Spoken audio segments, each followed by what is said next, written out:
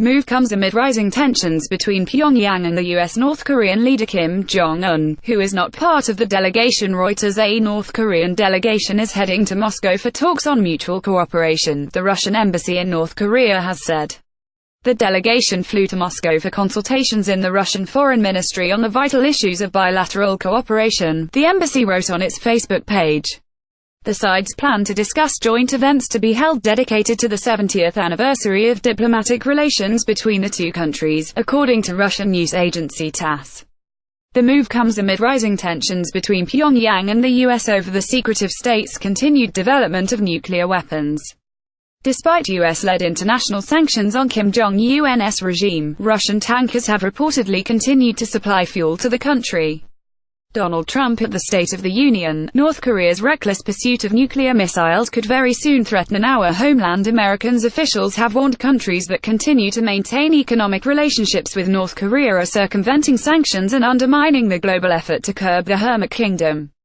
Earlier this year, in an emergency United Nations Security Council meeting convened in response to Pyongyang's latest launch of an intercontinental ballistic missile, America's ambassador to the UN Nikki Haley warned some countries were continuing to fund the North Korean nuclear program, heralding the UN for imposing the most impactful sanctions that any country has experienced in a generation. Ms. Haley said there were nevertheless reports of North Korea illegally obtaining refined petroleum through ship-to-ship transfers.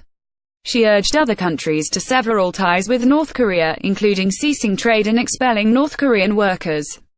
In December, a delegation from Russia's defense ministry visited Pyongyang. More about North Korea. Russia nuclear weapons reuse content. We use cookies to enhance your visit to our site and to bring you advertisements that might interest you. Read our privacy and cookie policies to find out more. We've noticed that you are using an ad blocker. Advertising helps fund our journalism and keep it truly independent. It helps to build our international editorial team, from war correspondents to investigative reporters, commentators to critics. Click here to view instructions on how to disable your ad blocker, and help us to keep providing you with free-thinking journalism, for free. Thank you for your support. How to disable your ad blocker for independent.co.uk. Adblock Plus. Click the Adblock Plus icon, which is to the right of your address bar. On Adblock, click Don't Run on pages on this domain. On Adblock Plus, click Enabled on this site to disable ad blocking for the current website you are on.